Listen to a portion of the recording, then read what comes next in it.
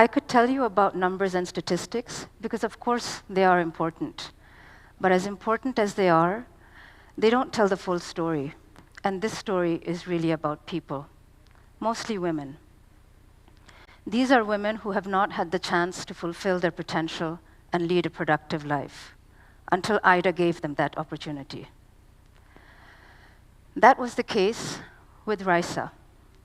Raisa was born with speech and hearing impairments, which meant she could not complete her education, and she knew that her prospects for finding a suitable husband would be difficult.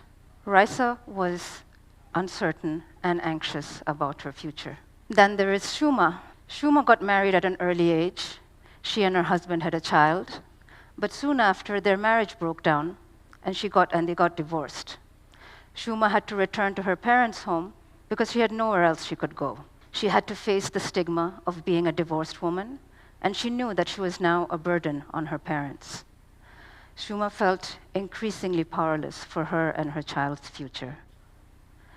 Before the RAISE program, Raisa and Shuma would probably have had despairing lives. And they're not alone. There are 60 million women of working age in Bangladesh, and yet only 43% of them participate in the labor market, compared to 80% of men.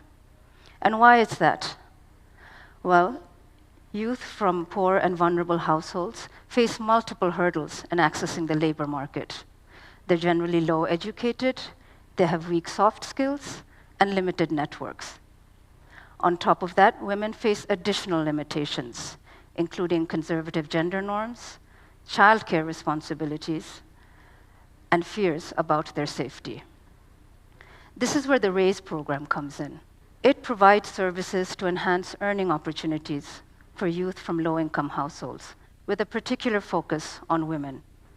It specifically targets those who have not completed primary education and offers them a variety of services, including counseling, mentoring, on-the-job and life skills training, as well as access to finance.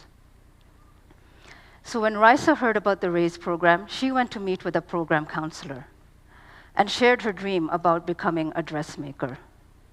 The counselor then directed Raisa to a 6-month apprenticeship program where she received on-the-job training on tailoring and dressmaking.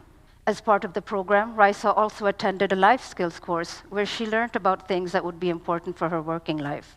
Things like effective communication, decision-making, problem-solving, and time management.